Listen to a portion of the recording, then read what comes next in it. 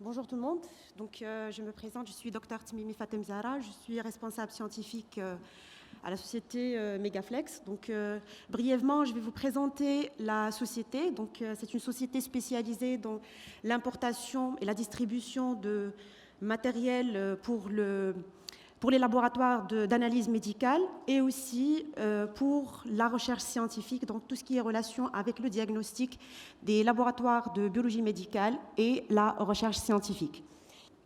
C'est une société qui est basée à Casablanca et donc on travaille, ça fait des années avec le secteur public et le secteur privé. Donc c'est une société dirigée par Monsieur Nasser Amrani. Et comme je viens de dire, on est spécialisé dans la distribution de tout le matériel pour les laboratoires de biologie ainsi que pour la recherche scientifique. À peu près, on est plus de 20-80 employés dans cette société. Et donc, elle a été créée en 1992. On est certifié avec deux versions de certificats, ISO 9001 et ISO 13485. Voilà, ça c'est d'une manière générale. Donc on travaille avec le secteur public et le secteur privé.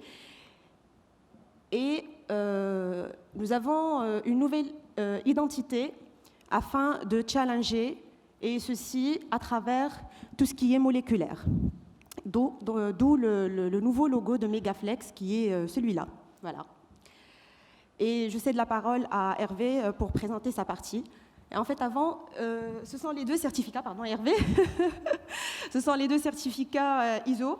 On est certifié version 9001 et version 13485, comme je viens de dire. Voilà. Et voilà la dernière slide, avant de passer la parole à Hervé. Nous avons des collaborations avec plusieurs sociétés depuis la création en 1992.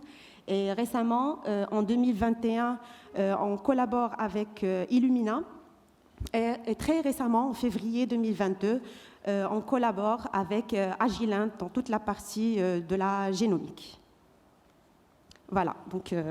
Alors, je donne la parole à M. Hervé Chollet, qui est responsable Workflow NGS Clinical et Agilent Technologies. Donc, au fait, dans cette session, on va parler du séquençage nouvelle génération au NGS, Next Generation Sequencing, dans le diagnostic de routine pour Illumina et Agilent, donc avec toutes les applications de la CGH-Array en oncologie, ou bien sûr tout ce qui est NGS en oncologie, et le diagnostic prénatal non invasif, le NIPT, et d'autres applications, je pense, dans ce cadre. Donc, bien sûr, logiquement, on commence par le workflow. Après, il y aura une présentation sur la technologie Illumina. À vous la parole, monsieur Hervé Chollet.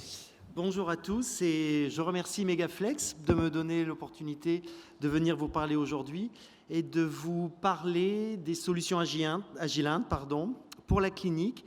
Sachez qu'Agilent est sur le domaine du NGS et de l'enrichissement depuis plus d'une dizaine d'années maintenant et qu'au fil de ces années, la technologie a évolué, a atteint une certaine maturité qui a pu permettre le passage de cet outil formidable de la recherche vers le diagnostic, vers la clinique. Et on le retrouve aujourd'hui utilisé dans la génétique médicale, dans l'oncogénétique, dans la pathologie, pour une meilleure prise en charge du patient et notamment de la thérapie dans toute l'oncologie de précision. Mais pour revenir un petit peu au workflow, voici sur ce schéma extrêmement simple, mais qui pose bien les choses. On part d'un échantillon, ça peut être un échantillon sanguin, ça peut être un bloc FFPE, ça peut être une biopsie liquide, l'ADN circulant. On va effectuer une première étape d'extraction d'ADN, une étape de contrôle qualité, la préparation de l'échantillon en lui-même en vue du séquençage avec son enrichissement pour les cibles d'intérêt, le séquençage sur la plateforme Illumina, donc vous en entendrez parler juste après moi, et l'analyse bioinformatique pour donner du sens à ces informations et pouvoir rendre un rapport au clinicien qui a fait la prescription pour le test qui vous l'a demandé. Donc Agilent est vraiment le spécialiste, le champion dans beaucoup d'étapes du workflow, à savoir la préparation de la banque, une fois de plus, c'est multitissus, ça peut être du fresh frozen, ce n'est pas celui que j'avais en tête, de la biopsie liquide, du FFPE ou un échantillon sanguin. La prise en charge de l'échantillon d'une manière automatisée, et ça c'est un élément extrêmement important qui a permis la démocratisation du NGS, l'accès au NGS sur beaucoup de plateformes, alors qu'au démarrage, quand c'était en manuel, c'était quand même un petit peu délicat. Le contrôle qualité et les panels d'enrichissement qui vont correspondre aux panels dédiés suivant les applications, une fois de plus, l'oncogénétique, ça peut être aussi maladie rare, maladie héréditaire, ou la thématique du cancer avec la pathologie et la recherche de thérapie. Je vais commencer par les chimies utilisées pour la préparation de l'échantillon, juste vous montrer que Agilent a un long cheminement derrière. Vous voyez, on a commencé en 2009 et on a constamment apporté des améliorations, ces améliorations finalement visant à pouvoir accepter tout type d'échantillon. Il ne faut pas se le cacher, l'échantillon FFPE au début était vu comme un mur, une barrière qui ne pourrait pas être franchie. Et en fait, si, maintenant on peut obtenir de très bons résultats, y compris à partir de spécimens de biopsie. Et ça a permis l'entrée du NGS justement dans la pathologie. Donc, vous avez une solution de préparation d'échantillons finalement qui est qui permet d'accommoder différents types d'échantillons, différents types d'acides nucléiques même. On peut partir aussi d'ARN, j'en parlerai juste à la fin. C'est vraiment un champ aujourd'hui qui se développe extrêmement vite pour la recherche de fusion, notamment dans le cancer du poumon, pour savoir si on doit mettre le patient ou pas sous tyrosine kinase. C'est vraiment une avancée majeure que de pouvoir répondre très rapidement à ces challenges. La prise en charge complète par des automates, puisque ces chimies sont complètement compatibles avec la solution que je vais vous proposer tout à l'heure, notamment le Magnis. Et vous pouvez à ces chimies associer tous les panels possibles et inimaginables, puisque c'est l'autre champ extrêmement fort chez Agilent, c'est de proposer à façon le panel qui correspond aux besoins de votre laboratoire. Mais j'y reviendrai. Pour les dernières innovations, sachez que notre solution présente le double marcode moléculaire, ce qui est très important lorsque l'on veut descendre en sensibilité. Ce sont les méthodes les plus avancées. Le double indexage aussi par rapport à l'échantillon qui permet d'éviter tout problème d'artefacts sur certains types de séquenceurs. Vous avez vraiment, avec cette technologie, accès à tous les derniers développements et notamment réduction de bruit qui, une fois de plus, permet de descendre en sensibilité. Pour la prise en charge des échantillons, juste une diapositive sur les systèmes Bravo, qui sont des systèmes très haut débit, qui permettent, et ce sont des plateformes d'automatisation et de pipetage, donc vous pouvez associer d'autres workflows que le NGS, avec deux variantes, une avec beaucoup d'accessoires qui font gagner en autonomie à cette plateforme. Mais là, je vais me concentrer surtout sur le Magnis qui a été pensé et dédié pour les laboratoires d'analyse. Donc, c'est un instrument, vous le verrez, qui est extrêmement simple pour la mise en place. C'est un setup de 5 minutes et c'est réel.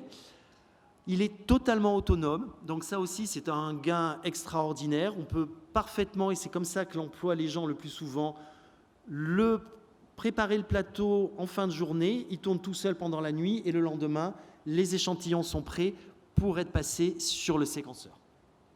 Il travaille 8 échantillons par 8 échantillons. Il a les derniers certificats de qualité, donc il est certifié IVDR, qui est le prolongement du CE-IVD.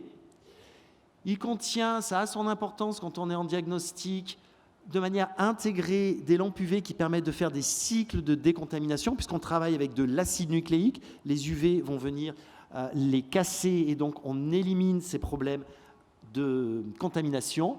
Et enfin, ce n'est pas négligeable, c'est un petit instrument qui peut donc très facilement s'adapter dans un laboratoire existant. Il n'y a pas besoin de repenser son laboratoire. Donc on le voit ici un petit peu plus dans le détail. Donc, vous allez avoir... Alors, est-ce que je vais réussir à faire marcher le pointeur? Ah, voilà, il bouge trop vite. Bon, je vais faire sans. Donc, il y a le bloc à température contrôlée que vous voyez sur le bas. C'est là où vous allez venir placer la plaque de réactif et les barrettes que vous voyez sur la gauche. Attendez. Alors, je vais essayer. Ah, voilà, ça va être beaucoup mieux. Donc, ici, vous allez positionner la plaque de réactif. Ce que vous voyez là, c'est la plaque pour tous les lavages et les purifications, les billes, les tampons. Le bloc PCR ici qui va permettre de faire à la fois les hybridations et les amplifications. Et cette partie qui est ici essentielle, et on la voit mieux sur la diapositive suivante, qui est ce qu'on appelle le bloc HSM. Et c'est lui qui garantit l'extrême qualité, l'extrême performance du système, puisque ce sont les lavages qui sont critiques dans les manips de préparation d'échantillons et l'enrichissement. Il faut faire des lavages à chaud et sous agitation. Manuellement, c'est extrêmement compliqué d'être reproductible, même avec la tension. Pour les techniciens, c'est une charge lourde. Le Magnis prend en charge cette étape et c'est ce qui permet vraiment de niveler par le haut la qualité des préparations. De plus, on a installé une petite caméra qui va venir lire des barcodes qui sont situés sur tous les réactifs. Alors ça, c'est formidable parce que non seulement ça permet de vérifier que lorsqu'on a mis en place le plateau, on n'a pas fait d'erreur, mais surtout, pour la qualité, ça va enregistrer tous les numéros de lot de tous les réactifs. Et ça, donc, vous n'avez plus besoin de la faire. C'est emmagasiné avec les logs pour chaque run. Donc, en termes de qualité, c'est un gain important. Et je parlais des réactifs qui étaient barcodés. Vous les voyez ici, tout est fourni sous une seule référence. Donc là aussi, en termes de gestion des stocks, c'est extrêmement pratique. Vous avez différents types de consommables, les plastiques, les réactifs, que ce soit pour tout ce qui est enzymatique, tout ce qui va être également de sondes, de panels, les index, tout est fourni sous une seule et même référence. Donc ça vous simplifie énormément la vie du laboratoire. Et là, une organisation typique qu'on peut avoir dans un laboratoire qui, une fois de plus, là, c'est orienté pour la pathologie où l'oncologue demande d'avoir le résultat le plus rapidement possible, puisqu'il y a un patient derrière qui attend les résultats pour sa prise en charge. Donc, on peut très bien imaginer tous les jours faire une manip de Magnis et un séquençage soit une fois par semaine ou des séquençages plus fréquents suivant le débit du laboratoire, suivant le recrutement des échantillons. Donc, pour résumer cette partie, l'avantage opérationnel, c'est un run en complète autonomie. Vous avez la flexibilité sur le nombre d'échantillons parce qu'on a tenu à avoir des petites séries pour justement donner cette réactivité au laboratoire, ne pas attendre d'avoir un recrutement important pour lancer un run. Si le début est plus élevé, eh bien on met un deuxième Magnis à côté. Donc, la préparation des échantillons peut se faire la nuit ou même pendant le week-end.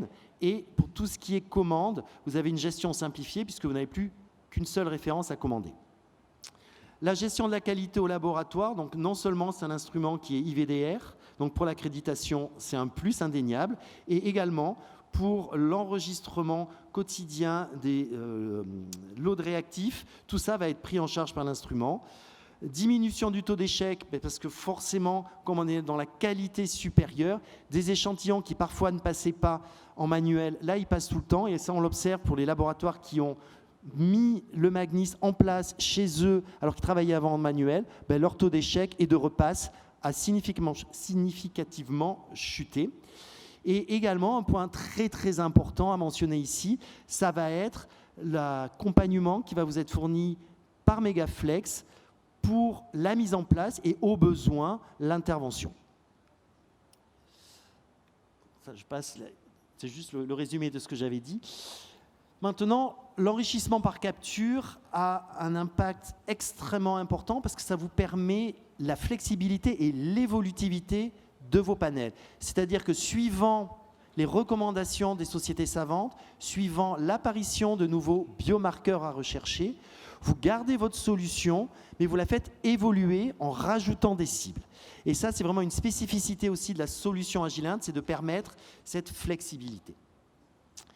Alors, je souhaitais, sans rentrer dans le détail, vous faire part que nous avons constamment fait évoluer nos algorithmes de design pour les sondes et que maintenant nous faisons aussi appel à l'intelligence artificielle.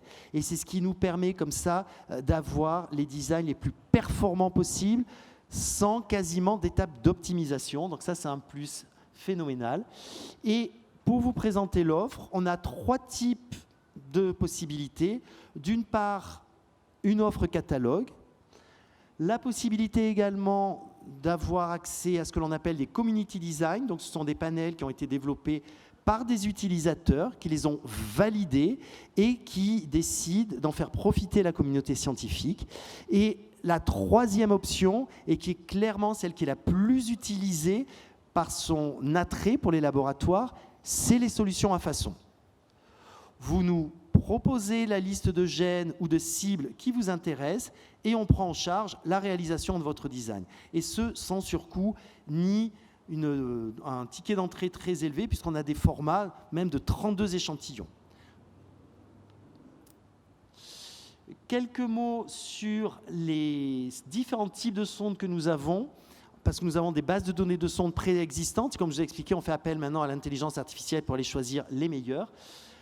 Et c'est important à préciser parce que ça met aussi en perspective tout ce que l'on peut faire avec le NGS. Donc on peut aller rechercher des variants ponctuels, on peut aller rechercher des indels, du copy number, de la perte d'hétérozygosie et plus récemment des translocations qu'on peut aller regarder sur l'ADN ou si on regarde l'ARN, si on travaille à partir de l'ARN, d'aller voir les produits de fusion. Donc ça ouvre vraiment le champ des possibles et ça va faire appel à des types de sondes différents et à des analyses différentes. Donc là, juste pour présenter, parmi nos produits catalogues, vous avez comme ça des bases de gènes et vous pouvez très bien aller sélectionner des sondes préexistantes, prédesignées pour ces gènes, des sondes qui ont été validées, mais gardez en tête qu'on peut aussi complètement partir des novo et vous faire un design pour vos besoins. Donc là, c'était juste pour mentionner la partie ARN que vous voyez sur le bas. C'est juste en amont du Magnis, on va avoir une étape de conversion de l'ARN vers le ctDNA. Mais une fois qu'on a réalisé cette opération, c'est exactement le même flux et ça peut être pris en charge de manière complètement autonome et automatisée également. Enfin, un dernier point, mais quand même essentiel pour, une fois de plus, la qualité du laboratoire, mais cette fois-ci à un autre niveau, c'est le contrôle qualité pour les échantillons. Quelques mots sur la gamme TypeStation qui permet cette prise en charge, une fois de plus, d'une manière extrêmement simple. Avec ici, on a une gamme très étendue, mais là, je vous présente juste ce que l'on retrouve les plus communément dans les laboratoires d'analyse, avec 2 calibres différents, donc soit petit débit de 1 à 16 échantillons ou plus élevé de 1 à 96 échantillons. Il faut savoir que même si vous n'utilisez pas la totalité d'une cartouche, on va le voir derrière, hop. Donc c'est très simple, hein, vous voyez, ce sont des cartouches, vous rentrez dans l'appareil et vous voyez en bas le résultat. Donc si vous utilisez par exemple que la moitié d'une cartouche, la cartouche n'est pas perdue, puisque vous voyez, ce sont des petites, des microgels que vous avez dans la cartouche. Donc seuls ceux qui sont percutés par l'aiguille, seuls ceux qui sont utilisés ne le seront plus, mais les autres sont parfaitement conservés. Et voilà tout à fait le type de résultat qu'on peut observer. Donc vous voyez donc, les différences de qualité qu'on peut observer entre les ADN qui vont être issus de sang, d'un échantillon qui aura été congelé en sortant du bloc, ou alors des échantillons FFPE, et on voit toute la différence de qualité qu'on peut observer. Et ça, c'est important de le connaître en amont, parce qu'on va derrière regrouper les échantillons de qualité identiques et au besoin optimiser légèrement la préparation en jouant sur quelques paramètres pour s'assurer qu'au final, on a bien des données qui sont parfaitement utilisables.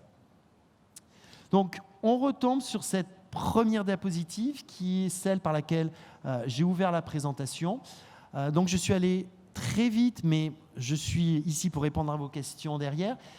Mon propos, c'était de vous montrer sur tous les points sur lesquels Agilent a travaillé afin de mettre à portée d'une manière extrêmement accessible le workflow NGS pour des laboratoires qui ne sont pas forcément experts en biologie moléculaire. Tout le travail qui a été fait chez nous, finalement, ça a été de simplifier et de rendre accessible, une fois de plus, cette technologie que l'on trouve maintenant demandée de plus en plus par les cliniciens, tout simplement par les services qu'elle rend dans la prise en charge du patient. Et avec cette dernière diapositive, maintenant, je serai heureux de répondre à vos questions.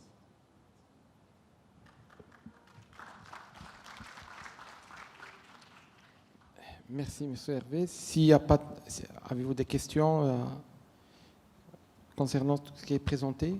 Oui, Dr Benani.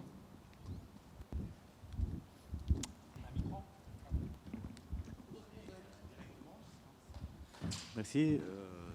C'est un plaisir d'assister à cette présentation qui est très intéressante. Donc, ce sacré monde de NGE, c'est donc tout ce qui est vague d'oncologie aujourd'hui. On a besoin de vrais panels et on a besoin non seulement de panels à façon, parce qu'on n'est pas là aujourd'hui, parce que vu le contexte marocain, il y a un vrai besoin dans tout ce qui est consensuel. Donc, d'abord, je dirais, le panel devrait être exhaustif et consensuel à l'international. Donc on n'a pas de particularité aujourd'hui par pays, mais le cancer il est connu et les causes sont connues, n'importe quel type de cancer. Donc les batteries même quand il y a quelques exemples où on a des batteries négatives, malheureusement. Donc là on a besoin de l'expertise même du fabricant pour nous apporter la bonne solution, parce qu'elle est ailleurs. Par contre, moi, je souhaiterais juste petite remarque concernant les non-spécialistes. Je pense que ça, c'est des choses vraiment très pointues. Donc, entre les mains de spécialistes, je crois qu'elles gardent la valeur qui leur incombe. Donc, le NGS, c'est quelque chose de très exhaustif en matière de biomol. Donc, n'importe quel kit aujourd'hui avec un master mix tout fait, les recommandations du fournisseur disent qu'il serait pertinent qu'il soit entre de bonnes mains.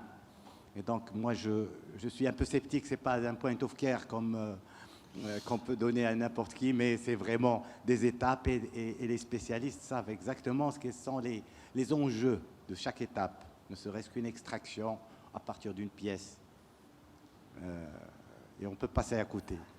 Donc, je crois qu'on parle le même langage. Oui, j'ai plusieurs... Vous faites une extraction à base de billes magnétiques, et donc je suis sûr... J'ai entendu plusieurs points dans votre commentaire, et j'ai à mon tour quelques précisions à apporter. Alors, sur le besoin de consensus, ça c'est toujours extrêmement compliqué. Nous, en tant que fournisseurs, nous serions les plus heureux du monde si la communauté scientifique et médicale réussissait à s'accorder, parce que nous, derrière, ça nous permettrait de calibrer et de travailler sur cette liste.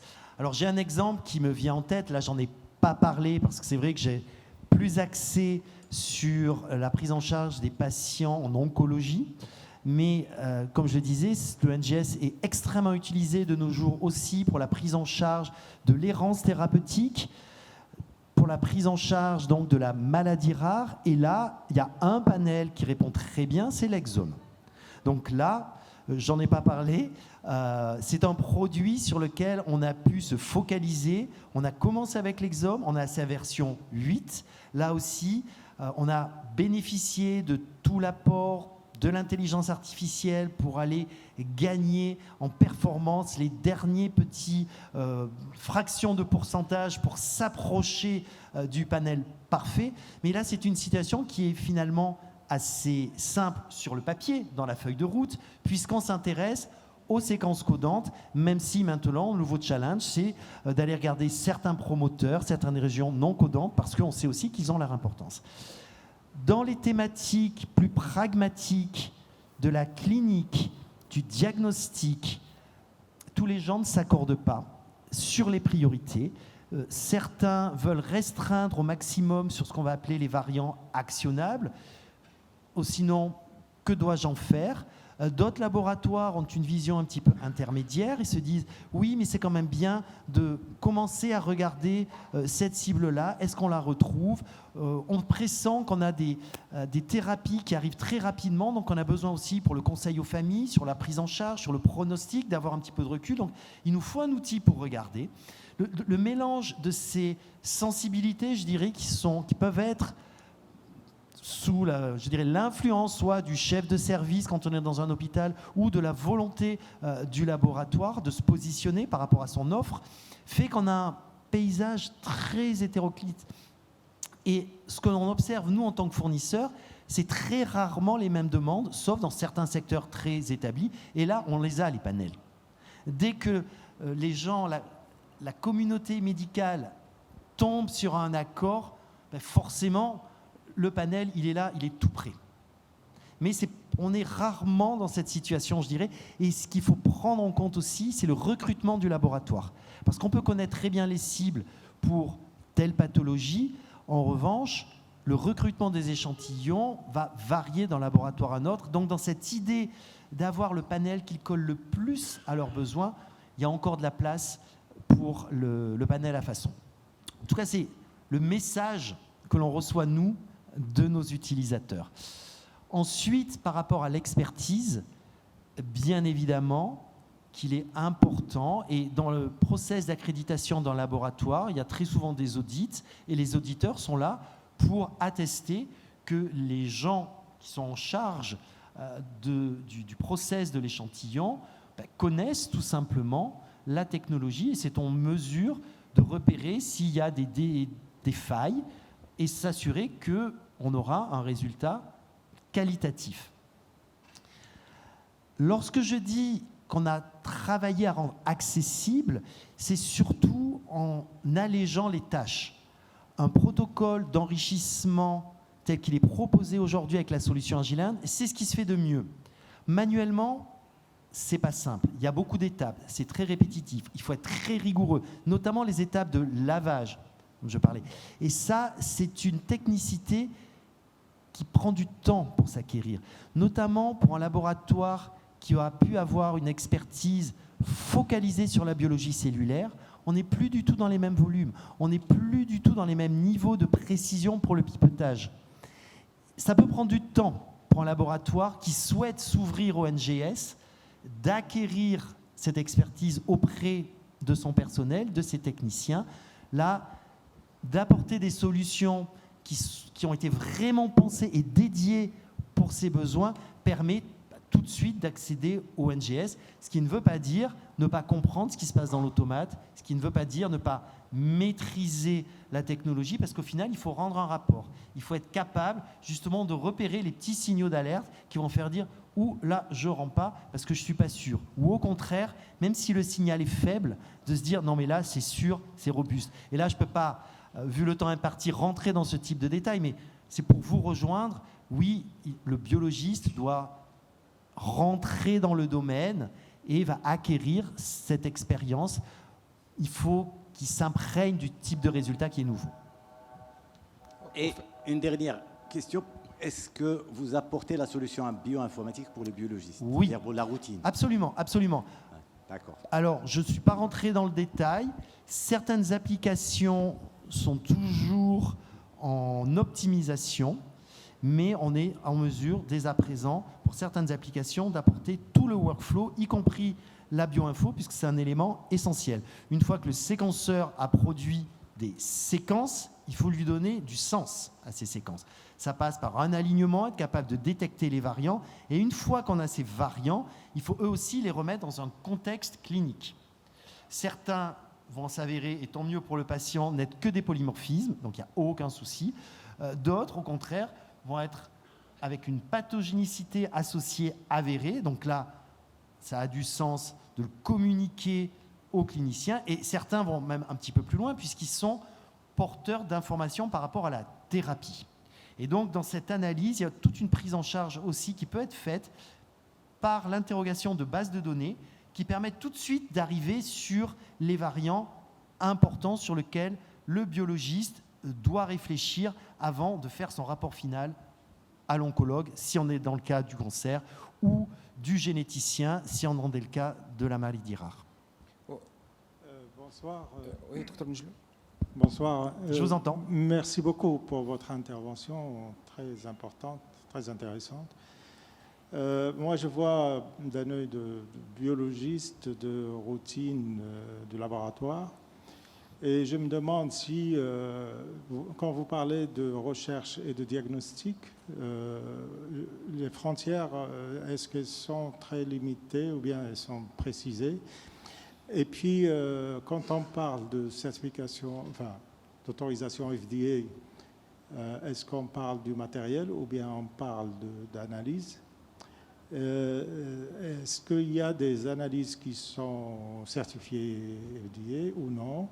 Et comment est-ce qu'il y a une aide à l'interprétation au niveau de votre système pour être plus tranquille au niveau des rendus des résultats, ou bien il faudrait bien sûr se fier à l'expertise des généticiens.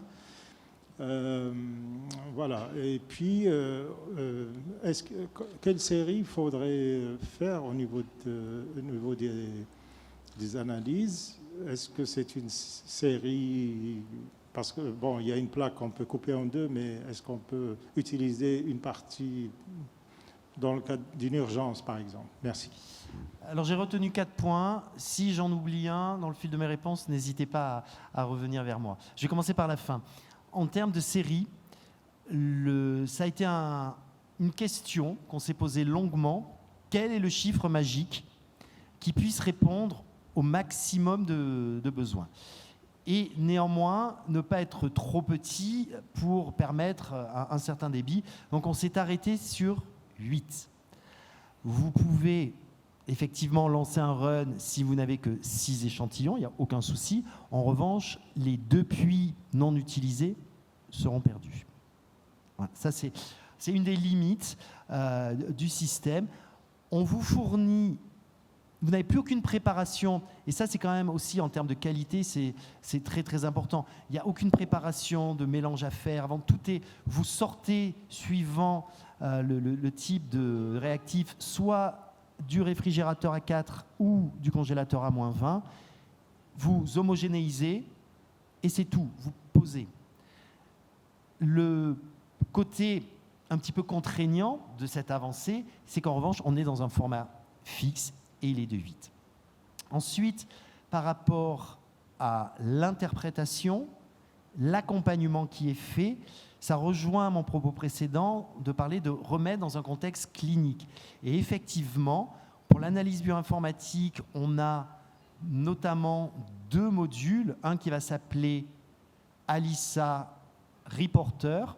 Donc ce module-là va aller identifier dans les échantillons les variants, sans donner plus de détails. Et le deuxième module s'appelle ALISA Interprète, et c'est lui qui va aller interroger les bases de données pour ces variants et retenir ceux qui vont être pertinents, puisque dans le paramétrage de l'outil, on va sélectionner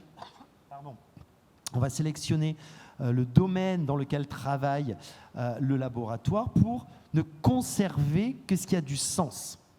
Et vous avez ainsi un filtre qui est mis en place pour limiter et accompagner le travail du biologiste qui ensuite aura tous les détails, la littérature où aller regarder s'il souhaite aller un petit peu plus loin, l'essai clinique là où a été mis en évidence en premier lieu la réponse du patient au traitement, enfin, toutes ces informations qui lui permettent d'établir son rapport. Maintenant, on va très très vite tomber dans les mêmes variants très connus et le biologiste très vite va acquérir, il faut un petit peu de temps, mais cette expertise où il sait très bien le V600E par exemple, bon, ça fait partie des... voilà, beaucoup de gens les connaissent, mais va acquérir ce même automatisme, je dirais, puisqu'on va retrouver quand même des variants qui sont récurrents, et notamment quand on s'intéresse aux choix thérapeutiques. Pour revenir dans les questions précédentes, qui étaient toutes très pertinentes, qu'est-ce que vous m'aviez demandé ? Au niveau de la certification. Ah oui, très bien. La certification. Donc, il y a 2 choses à considérer. Ça peut être un FDA approval ou une certification IVDR pour un test précis associé à une condition précise. Dans ces cas-là, c'est de bout en bout. C'est du pré-analytique, de la prise en charge de l'échantillon. Et là, vous n'avez plus le choix de l'extraction, tout est fixé. Si vous voulez rester sous le parapluie, sous l'ombrelle de la certification, il vous faut adopter toutes les étapes, tout ce que je vous ai montré, y compris le séquençage, y compris l'analyse, y compris l'automatisation. Vous ne pouvez pas vous écarter d'un pas. Dans le NGS, c'est très très peu rencontré, pour ne pas dire pas rencontré, pour 2 raisons. La première, c'est que le NGS, c'est quand même quelque chose de très robuste, mais surtout de très évolutif.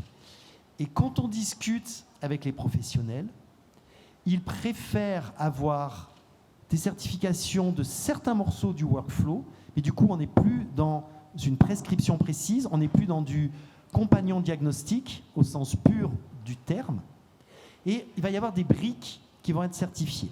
Et là, ça va être le cas, par exemple, du Magnis. Ce n'est pas le réactif, c'est l'instrument. Pour l'analyse et l'interprétation, ce sont aussi notamment interprète, donc le dernier module, il est enregistré comme du medical device et il est parfaitement certifié.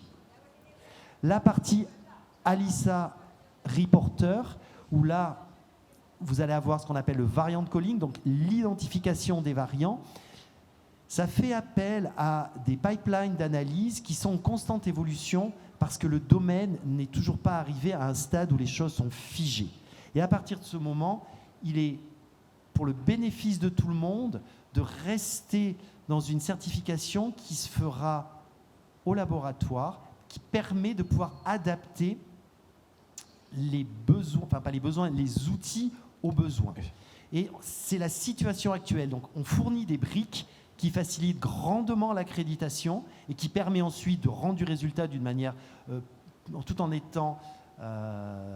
j'ai le mot anglais compliant et je ne l'ai plus en français, tout en étant parfaitement en adéquation avec les standards de qualité les plus élevés, mais qui demandera donc une validation de méthode interne chez vous et qui est tout simplement à partir d'une base d'échantillons connus, de montrer que vous êtes capable de mettre en évidence le variant et ensuite le dossier est soumis et vous êtes accrédité.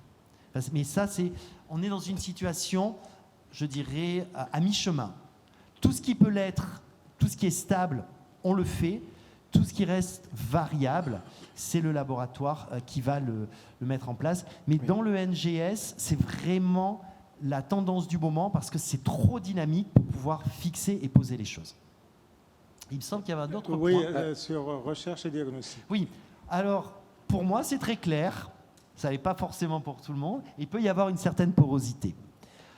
Clinique, diagnostic, notamment dans la prise en charge du patient, c'est tout simplement quand on a des molécules qui ont, alors j'allais dire l'AMM, parce que je réfléchis par rapport à la France, mais qui ont cette autorisation de mise en marché. Ben, c'est parfait. Donc tout ce qui est là pour le coup c'est l'anglais, tout ce qui est dans standard of care, dès qu'une molécule a son AMM, c'est du clinique, c'est du diagnostic. Si en revanche, et c'est là où les deux se superposent, si on a un patient qui malheureusement est en échec thérapeutique, on va essayer de trouver quelque chose pour lui. Et là, on va avoir une approche beaucoup plus large et on va aller regarder des cibles pour lesquelles il n'y a pas de molécules avec AMM pour sa condition, mais qui sont peut-être déjà dans un essai clinique pour un autre type de cancer et qui donne des bons résultats. Et on va regarder l'origine. Si il a un variant qui correspond à cette molécule qui est toujours dans son cycle de validation, on va aller lui proposer. Mais là, on est dans de la recherche clinique. Et ensuite, on a le stade qui est encore le plus éloigné, c'est d'essayer de découvrir de nouvelles cibles, c'est d'essayer de comprendre les mécanismes du cancer, de sa mise en place, et là on est purement recherche. Alors effectivement c'est un continuum. Au fait, je rebondis sur ce que vous avez dit. Maintenant, avec la médecine de précision, la recherche et le diagnostic, il n'y a plus de limite. Au fait, en faisant du diagnostic, on tombe sur la recherche. En faisant de la recherche, on passe au diagnostic. Et c'est une activité de routine, le diagnostic et la recherche. Et je rebondis sur l'approche NGS et workflow. Maintenant, on est dans la motorisation, la robotisation, l'intelligence artificielle et les big data.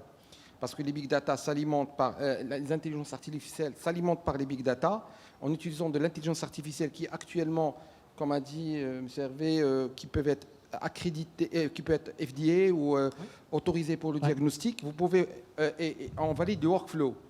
Et ce qui est important, c'est que l'outil que vous allez utiliser doit avoir soit le FDA, soit vous êtes la structure workflow est accréditée. Donc au fait, c'est des nouveaux normes qui sont évolutifs à l'international et qui sont évolués par test et par indication. Quand vous êtes dans le tumoral, c'est plutôt stable, même si on vous avait dit, par exemple, au Maroc, si on fait le panel onco total, la moitié des mutations, il n'y a pas son AMM au Maroc. Donc s'il y a le AMM, c'est-à-dire on parle de customiser nos panels au niveau marocain, au niveau africain et par ethnie. Et le problème qu'on a dans nos pays où le taux de données, de data en génomique est très pauvre. La plupart des data en génomique, c'est des data des caucasiens. Donc ça veut dire que quand on trouve des variants où c'est difficile de les attacher à une mutation confirmée, il y a un travail de clinique derrière. Donc il y a un va-et-vient entre l'information clinique, la data de bioinformatique et maintenant, en termes de bioinformatique, il y a énormément des dizaines de solutions FDA, qui ont le FDA en bioinformatique. Et ça évolue de façon très, très, très rapide. Je voulais, rapidement, et je passe la parole, sur les panels, au fait, les panels, par exemple, je pense que les panels dans le futur, est-ce qu'ils vont rester ou pas, avec la puissance de l'exome, et en plus de l'exome, est-ce que l'exome va être dépassé dans quelques années vers le whole, c'est-à-dire dans le whole genome, pardon, parce que, sachant qu'on fait de whole genome vers 5 patients, et 50% des patients ne trouvent pas de mutation. Maintenant, on est dans le RNA. Donc, on passera au RNA sequencing, c'est-à-dire, et là, ça va passer d'une médecine de précision, et quand vous trouvez une mutation, c'est-à-dire quelqu'un qui a une mutation d'hémophilie, il ne va pas changer. Mais le RNA va changer. Votre réaction de génomique à travers la transcriptome va changer. Donc, ça va être de la médecine de précision et ça va être tout le temps. Le cancéro d'aujourd'hui, ce n'est pas celui. Celui qui a une maladie génétique, vous savez que quelqu'un qui a un BRCA1, qui a une prédisposition au cancer du sein, il y a certaines patientes qui ont la mutation qui ne vont pas développer de cancer. Ça veut dire qu'il y a des il veut dire qu'il y a d'autres gènes modificateurs, entre guillemets, ou environnement, ou épigénétique, qui vont modifier l'expression. Donc, on est dans l'évolutif. On est en train aussi de se rapprocher d'un modèle, en tout cas conceptuellement, physiologique. Il y a le rôle des cellules immunitaires qui prend une importance de plus en plus grandissante. Donc effectivement, il y avait cette notion, et ça a été un progrès fantastique d'avoir ces mutations drivers qui vont déclencher, les mutations passagères. Mais il y a d'autres choses. Et c'est à ce titre où on avance. Donc les panels aujourd'hui, ils sont parfaits parce que c'est le reflet de la connaissance actuelle. Mais la connaissance continue et va extrêmement vite. Et pour revenir sur on parlait des BRCA, il y a quand même notamment la solution des inhibiteurs PARP lorsqu'on a des déficiences dans la voie HRR. Sauf que quand on regarde tous les gènes de la voie HRR, alors BRCA1 et 2 étant les plus connus, les plus scrutés, on n'arrive pas à expliquer. Il y a des patients pour lesquels on ne sait pas. Et pourtant, ils ont la maladie. Donc, on est allé regarder autre chose. On regarde l'instabilité génomique, qui peut très bien se voir avec le NGS aussi. Et donc maintenant, c'est très souvent ce qui va déclencher la mise sous traitement, sous inhibiteur PARP. Mais ça ne suffit pas. Et là, on pense maintenant la méthylation. Donc, par le NGS, on commence, mais là, on est encore dans le domaine de la recherche. Oui. Mais je suis convaincu que très, très rapidement, il y aura la migration vers le diagnostic. Oui. Alors, si on peut passer là. Oui, parce que je suis très bavard. En tout cas, c'était un plaisir et merci beaucoup. Merci, M. Hervé. Je donne la parole directement à Dr Fatem Zohra Tmimi, qui est responsable scientifique de Megaflex, pour la présentation de séquençage de la technologie Illumina en séquençage, en NGS, pardon.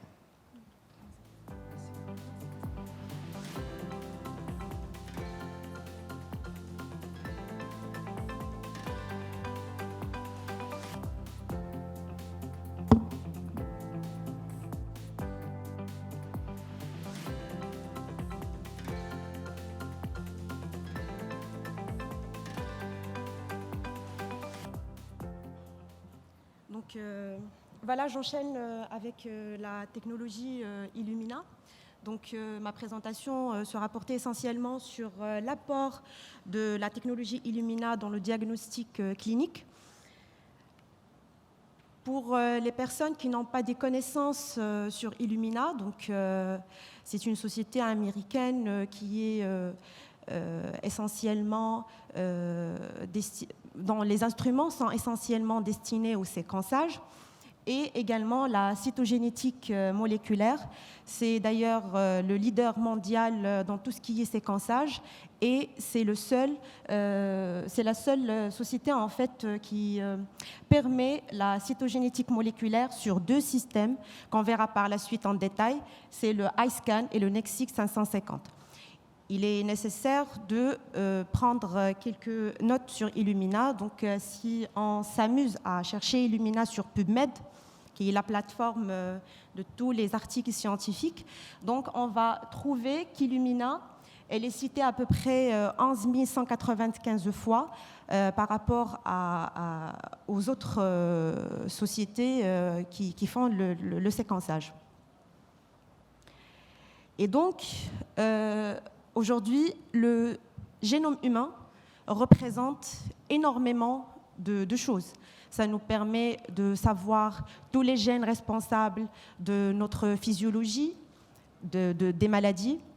Et ceci a été fait grâce au séquençage. Donc, dans un premier temps, le séquençage a été fait pour la première fois en 1977 par Sanger, ou en anglais Sanger. Et donc, par la suite, ça n'a pas cessé d'évoluer jusqu'à arriver à la nouvelle génération qui est le NGS ou le New Generation Sequencing. Donc, c'est un séquençage qui est à haut débit et qui permet de séquencer des milliers de fragments d'ADN d'une manière simultanée et d'une manière massive. Donc, ici, nous avons... C'est quoi le séquençage du génome? Donc, ça permet de savoir quoi au juste? Ça nous permet d'une part de détecter toutes les variantes qui existent. Ça nous permet également d'avoir une idée sur la sensibilité afin de quantifier tous les variants et les transcrits rares. Et également, ça ne nécessite pas une reconnaissance au préalable, tout ce qui est relation avec les séquences du génome. Donc, et le séquençage, ça nous permet de savoir tout ceci. Également, ça nous permet de voir les nouveaux gènes qui peuvent être détectés au fur et à mesure et les variants qui sont existants dans des fragments cibles et des régions cibles. Alors, on va s'accentuer beaucoup plus sur la technologie Illumina. Donc, le NGS Illumina consiste d'abord à acquérir une librairie. On verra par la suite c'est quoi une librairie. On passe par la suite au séquençage. Chez Illumina, il y a le SBS, Sequencing by Synthesis. C'est une technologie typique d'Illumina. Par la suite, on aura des résultats qui vont être analysés et interprétés. On peut utiliser le séquençage Illumina sur plusieurs applications. On peut aller de l'ADN jusqu'à l'ARN, toutes les parties ciblées, le génome, tout ce qui est épigénétique et tout le reste, donc un large panel d'applications. Et bien évidemment, en utilisant des kits spécifiques pour chaque application, que ce soit des kits dédiés pour le séquençage d'ADN ou pour le séquençage d'ARN ou autre. Et donc, ceci va nous permettre d'avoir des résultats exploitables par la suite. Ces kits sont utilisés en fonction, bien évidemment, des instruments. Illumina représente ou bien fournit un large choix d'instruments. Ceci dépend de la cadence, dépend de l'application sur laquelle on veut travailler. Si on prend par exemple le iScan, c'est pour la cytogénétique moléculaire, donc Illumina fournit des puces à ADN pour la cytologie pour la cytogénétique moléculaire, et donc ça nous permet de scanner ces puces sur le iScan et avoir le résultat final, bien évidemment. Et nous avons le iSeq, qui est un instrument qui est très simple, c'est pas compliqué du tout. Le mini-seq, utilisé surtout en tout ce qui est oncologie. D'ailleurs, au Maroc, nous avons pas mal d'instruments qui sont installés dans l'Institut Pasteur du Maroc, l'INAH à Rabat et bien évidemment d'autres instituts de recherche dans le Maroc. Nous avons le MySeq et le NextSeq 550. Nous avons le NextSeq 1000 et 2000. D'ailleurs, à l'Institut Pasteur, nous avons un NextSeq 2000 qui est installé. Et bien évidemment, le NovaSeq 6000. Donc, c'est le plus grand système de séquençage existant chez Illumina. Ça permet de séquencer 2 échantillons de génome humain en 24 heures. Donc, essayez d'imaginer avec moi la puissance du NovaSeq. Chez Illumina, nous avons, elle fournit 2 instruments pour le diagnostic. Donc, dans 2 versions, c'est le MySeq et le NextSeq 550 en version DX, version diagnostic. Et donc, si on prend le cas de MySeq DX, on peut utiliser soit des réactifs dédiés aux maladies rares. On prend l'exemple de la fibrose cystique ou bien la mucoviscidose connue communément. Et donc, on peut aller de 24 échantillons jusqu'à 96. On peut travailler avec le MySeq DX, le cancer colorectal à l'état métastasique. Et donc, en utilisant un panel dédié au cancer colorectal. Et bien évidemment, en fin de compte, on aura un rapport détaillé avec quel type de mutation dédié au diagnostic. En fait, c'est pour le diagnostic dans un premier temps, et ça va nous donner une idée sur le traitement qui va être utilisé. Bien évidemment, ce sont des rapports qui doivent être traités avec délicatesse, vu qu'il faut qu'il y ait un médecin, clinicien, expertise dans ce domaine pour pouvoir cibler une thérapie, parce qu'il y a un patient derrière qui attend malheureusement le résultat avec impatience pour pouvoir commencer son traitement. Donc, ceci va permettre... c'est une révolution, en fait, dans le domaine du diagnostic par la suite. Pour le NextSeq 550 DX, c'est toujours dans le domaine du diagnostic. Dans l'oncologie, donc, on a un kit dédié pour l'oncologie qui est le TrueSight. Ce kit couvre un large panel de gènes qui sont responsables de plusieurs types de cancers qui peuvent exister. Ça peut être le cancer du sein, ça peut être la prostate, de l'os, entre autres. Donc, ça couvre énormément de gènes qui sont responsables et les biomarqueurs, entre autres. On utilise également un kit dédié au diagnostic prénatal non invasif, connu communément par le NIPT. Il y a un kit qui est spécialement dédié à ce genre de diagnostic. Et bien évidemment, finalement, on aura un rapport détaillé qui va être exploité par les généticiens spécialisés. Ici, c'est un tableau comparatif entre, par exemple, j'ai pris l'exemple du NextSeq 550 et le iScan pour montrer que uniquement sur ces 2 instruments, on peut étudier la cytogénétique en utilisant des puces spécifiques pour cette application. Donc, on peut travailler sur des applications, par exemple sur le NextSeq, qui ne peuvent pas être faites sur le iScan et vice-versa. Donc, nous avons ici, je ne sais pas, voilà. Ici, nous avons le génotypage, et là, nous avons l'analyse de la méthylation qui ne peuvent pas être faites sur le NextSeq 550. Donc, c'est juste un exemple. Un autre tableau comparatif, là, nous avons un large panel d'applications qui peuvent être faites sur un instrument ou sur beaucoup d'instruments d'Illumina. Donc, sans entrer dans le détail, c'est un tableau qui permet de comparer toutes les applications, en fait. Et donc, sans entrer dans le détail, Illumina, comme j'ai déjà mentionné, elle a un workflow de A à Z.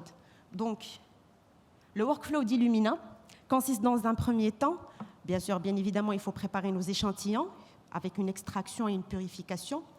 Dans un premier temps, il est nécessaire d'étudier la qualité de cet échantillon extrait, parce que ça ne sert à rien de passer à la préparation de librairie ou au séquençage si on n'est pas sûr de la qualité de notre ADN de départ, c'est-à-dire l'ADN extrait. Et donc, pour ceci, il y a des instruments dédiés pour le contrôle de qualité.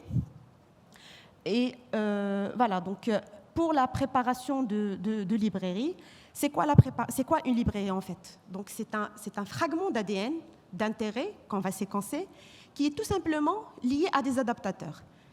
Et les adaptateurs, c'est quoi?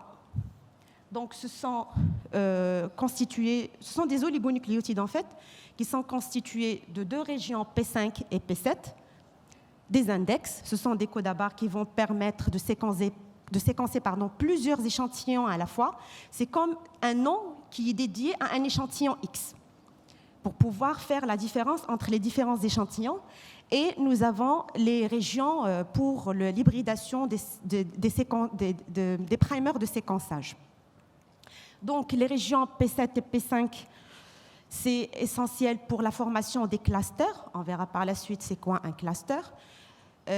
Donc, en fait, les librairies doivent infiniment avoir ces régions pour pouvoir s'hybrider à la flow cell. On verra c'est quoi une flow cell par la suite. Ensuite, nous avons les régions de liaison avec les primers de séquençage. C'est très important pour initier le séquençage lors de cette étape-là. Et finalement, les index, comme j'ai déjà mentionné, c'est pour faire la distinction entre les différents échantillons qui vont être séquencés à la fois. Donc, apparemment, il y a une erreur parce que apparemment, ce n'est pas compatible. Donc, je reviens à cette slide-là. La troisième partie, après la préparation de librairie, il est essentiel de passer par l'étape de contrôle qualité. Là, on va utiliser l'instrument qui va nous permettre de dire est-ce que notre librairie a une bonne qualité pour qu'elle soit séquencée ou on s'arrête ici. Il est nécessaire de faire cette étape-là parce que ça ne sert à rien de séquencer une librairie qui est mal préparée. Et donc, le séquençage, ça va nous permettre de séquencer notre échantillon ou bien notre librairie qui a été préparée. Et finalement, on a l'analyse... 10 minutes. 10 minutes. Et puis, on a l'analyse des résultats qui vont être obtenus. Pour le séquençage, donc je reviens ici, pour le séquençage, nous avons notre librairie qui a été préparée. Chez Illumina, il y a un caractère spécifique, c'est l'amplification par pont. Donc, le brin d'ADN va se replier pour qu'il soit amplifié. Et une fois nous avons obtenu le cluster, c'est-à-dire un groupe de brins d'ADN qui a été amplifié à partir du brin de départ, à partir de la librairie de départ, on va pouvoir passer directement au séquençage. Et donc le séquençage se fait, donc tout ceci, en fait, la formation des clusters et le séquençage se fait sur les flow cells. Nous avons une diversité de flow cells qui correspondent aux différents instruments de séquençage. Donc sans trop tarder, nous avons le séquençage par synthèse. À ce moment-là, qu'est-ce qui se passe? Nous avons notre brin d'ADN et nous avons les 4 bases nucléotidiques ATCG. Chaque base va venir et va s'incorporer l'une par l'autre. Pas toutes les bases à la fois, donc on aura une incorporation d'une base après l'autre jusqu'à la synthèse complète de notre brin. Et bien évidemment, à chaque fois cette base est incorporée, il y a une émission de la fluorescence qui sera captée par la caméra de l'instrument et qui sera traduite par la suite pour correspondre à cette base ou à celle-là. Voilà. Pour l'analyse, on a 3 types d'analyse, primaire, secondaire et par la suite interprétation. Donc, comme je viens de dire, l'analyse primaire, c'est lorsqu'on a c'est lorsque la caméra capte la fluorescence qui va la traduire à une base. L'analyse secondaire, c'est lorsqu'on a tous nos séquences séquencées et qui vont être alignées avec la séquence de référence. Et l'interprétation, ça va nous permettre d'avoir le résultat final qui sera utilisé pour rendre une conclusion par la suite, peu importe l'application. Donc, je vous laisse avec une vidéo démonstrative rapidement qui va vous permettre de comprendre encore plus le process.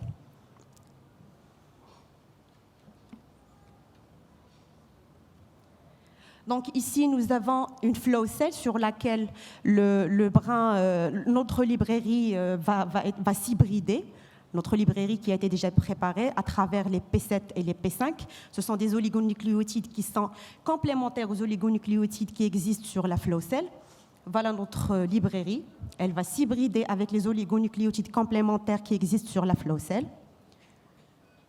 Par la suite, la synthèse du brin complémentaire, reverse. On aura par la suite l'élimination du brin d'origine et le brin synthétisé va se replier pour qu'il soit amplifié. À ce moment-là, il y a l'attaque polymérase qui va venir, qui va faire son travail, et on aura la synthèse du brin complémentaire.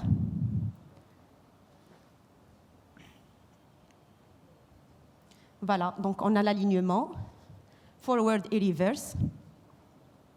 Chaque brin à son tour va se replier et il va être amplifié over and over again jusqu'à l'obtention de ce qu'on appelle par les clusters. Donc les clusters, c'est ça, tout simplement. On aura un alignement. Les brins reverse vont être éliminés et on va garder uniquement les brins forward ou bien sens.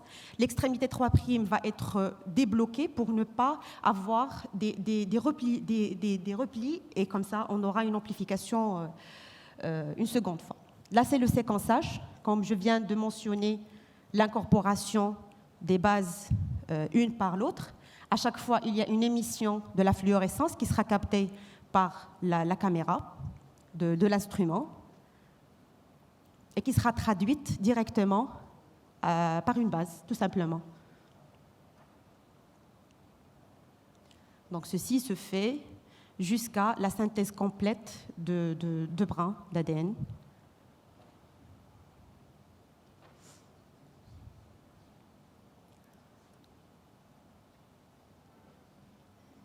Voilà nos séquences obtenues qui vont être alignées avec la séquence de référence par la suite.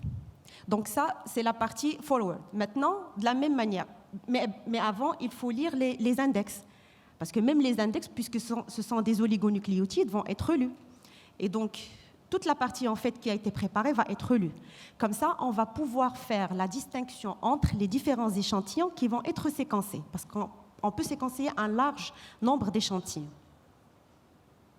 De la même manière, le brin reverse va être synthétisé pour qu'à son tour soit séquencé. 2 minutes.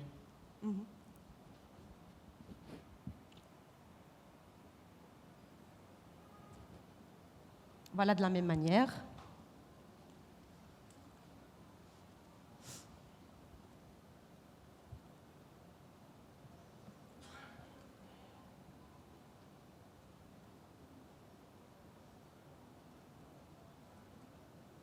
Même les primers vont être lus de la même manière aussi. Donc, c'est la même chose qui se répète.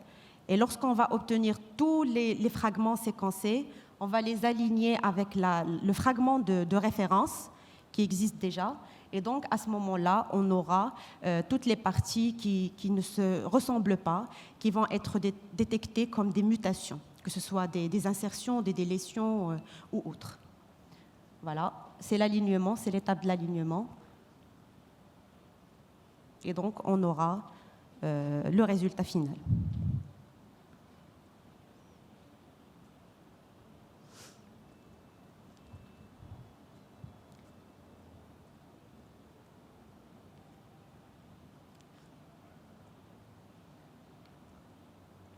Et donc, avec cette technologie et tous les résultats obtenus, ça va nous permettre de pouvoir prévenir, diagnostiquer et également établir un traitement spécifique, parce qu'il y a toujours un malade qui est derrière et qui attend avec impatience le résultat pour pouvoir commencer son traitement.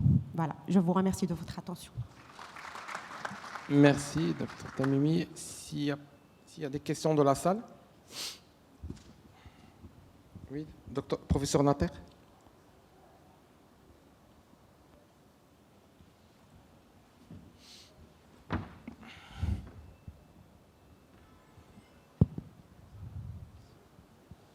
Moi, j'ai une question à M. Hervé, parce que j'allais la poser tout à l'heure, mais on ne m'a pas donné l'occasion, c'est très important. C'est par rapport aux biopsies liquides et au CFDNA. Aujourd'hui, c'est la grande mode, tout le monde s'y met. Ma question, est-ce qu'avec la technologie Agilent, aujourd'hui, on arrive à donner un résultat diagnostique avec une approche thérapeutique? Si oui, quelques exemples, s'il vous plaît. Merci. Hervé, tu peux venir ici? Oui, alors complètement. Et en fait, à notre surprise, quand je dis notre surprise, nous, fournisseurs, puisqu'on observe ce qui se passe dans les laboratoires, donc les laboratoires ne nous ont pas attendus, sans que nous ayons mis au point un workflow spécifique, ils ont testé. Et en fait, ça marche terriblement bien. Parce que les fragments, ils ont la bonne taille, parce que c'est le nucléosome, et on est pile poil dans ce qu'il faut pour être compatible avec le séquençage Illumina derrière. Il y a très peu d'inhibiteurs, donc même si on récolte que très très peu, les banques sont formidables. Donc on a vraiment plusieurs exemples. Alors on n'a pas, ce qui manque, c'est en fait les sociétés savantes qui s'accordent à reconnaître l'utilité clinique. Donc il n'y a pas de recommandation. Donc on est dans un flou assez poussé. Que vont dire les recommandations? Un patient pour lequel je prends le poumon, malheureusement, il est déjà suffisamment éprouvé. Est-ce qu'on va aller le faire souffrir pour aller chercher encore une biopsie, alors qu'on voit très bien qu'il répondait au début, il est en train de s'échapper, il faut changer la thérapie? Ben là, naturellement, on fait de la biopsie liquide. Ça marche. J'ai d'autres exemples en pronostic. Les cancers UVO, notamment sur les enfants en pédiatrie, est-ce qu'on veut vraiment aller nucléer l'enfant pour ensuite faire du conseil familial? On prélève un tout petit peu de l'humeur et on arrive derrière à trouver. Enfin, c'est bluffant. Et ça marche excessivement bien. Donc on n'a pas le recul, c'est pas documenté de la même manière, parce que c'est très dur aussi de faire des études. Les échantillons sont précieux, on ne peut pas juste pour le... c'est le corps médical qui peut le faire uniquement. Nous, en tant que fournisseur, là, on est juste à offrir l'outil. Le corps médical et les biologistes sont emparés et ils font des choses phénoménales avec. S'il n'y a pas d'autres questions. Oui, donc. Un peu de technique pour madame. Professeur Dr Benami. Oui, vous avez parlé un peu d'amplification avec des espèces de ponts pour les amplifiants. Et donc, par quel mécanisme cette belle molécule d'ADN se retourne sur elle-même pour faire un pont? En fait, c'est la technique Illumina. Donc, il y a ces oligonucléotides-là qui sont complémentaires aux oligonucléotides qui existent sur la flow cell. Oui. Donc, il y a une certaine attraction. C'est ça ce qui rend le brin qui va se replier sur lui-même pour s'hybrider avec son complémentaire. Pour à ce moment-là, l'attaque polymérase va venir et elle va synthétiser l'autre brin. Donc, c'est question de... Oui donc, j'ai du mal à comprendre, à tenir ça techniquement, je dis. Donc, c'est pas pour préciser un petit peu, oui. Donc c'est un très très beau schéma, ouais. C'est pour simplifier notre compréhension, oui. C'est juste de la thermodynamique. C'est comme quand vous mettez des oligons dans un tube, à un moment ils se rencontrent, quand ils se rencontrent, ils restent. C'est exactement le même principe, d'où l'intérêt de la bonne taille des fragments pour qu'ils n'aillent pas aller s'hybrider sur le cluster d'à côté. Enfin, tout ça, ça a été une petite mise au point, c'est de la thermodynamique. Voilà, ça cherche jusqu'à trouver le complément, et une fois que c'est fixé, là, ça ne bouge plus. Mais c'est vraiment, il faut imaginer le mouvement brownien qui va faire que dans tous les sens, ça cherche. Voilà. Bon, il a Merci. expliqué les choses beaucoup plus que moi. Alors, s'il n'y a pas de questions, on a... Voilà. Merci. Donc, on ferme la session. Merci à vous tous. Merci aux présentateurs.